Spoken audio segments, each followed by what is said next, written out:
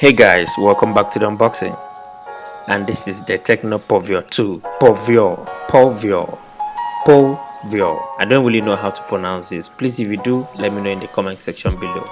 A quick rundown on the specifications here. It has a 2GB of RAM, a 1.3 GHz quad-core processor, 16 GB of internal storage, 30 megapixels rear camera, an 8 megapixels front-facing camera, and a whooping 5000 mAh battery. And what is running all this good stuff is Android 8.1 Oreo. But before we begin, please kindly hit that subscribe button to join the family and turn on post notification as well, so you'll be notified whenever I post a new video. Without further ado, let's begin.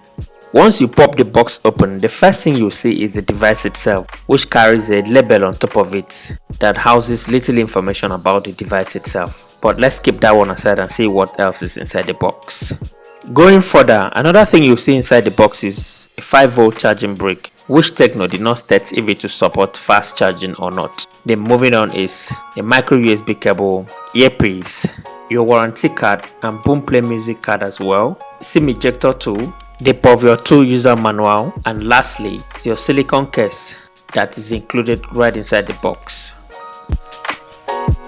Once you take the label off the device, it reminds me a lot of other devices I've reviewed on this channel, like the Infinix Hot 6 Pro, even the Tecno Camon X Pro as well. It shares similar design language like those devices I've just mentioned. It is made entirely out of plastic. It is not bad in any sense at all. It's actually what you expect from a low-end device like this. On the back of the device is where you find a 30 megapixels camera, a dual flashlight, the fingerprint scanner. Then on the right side of the device is where you find the dual micro SIM slot. Then moving on to the left side is where you find the memory card slot. Then at the bottom of the phone is where you find the micro USB charging ports and the speaker grill.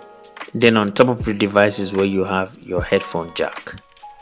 Upon setting up the device, when it booted up to the home screen, it reminds me of the Tecno Phantom 8 that I reviewed in this same channel on the past.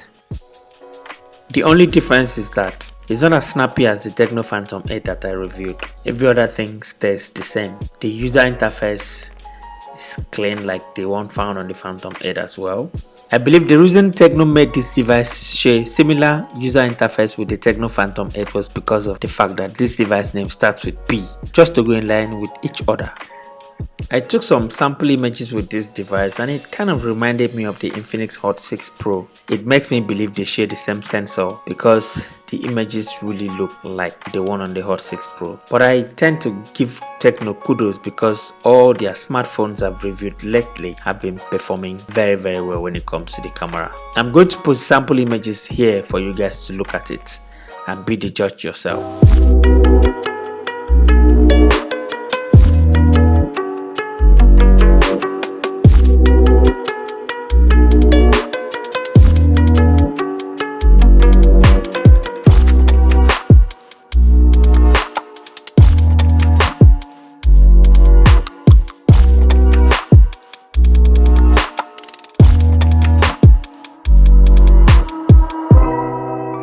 Alright guys, this takes us to the end of today's video.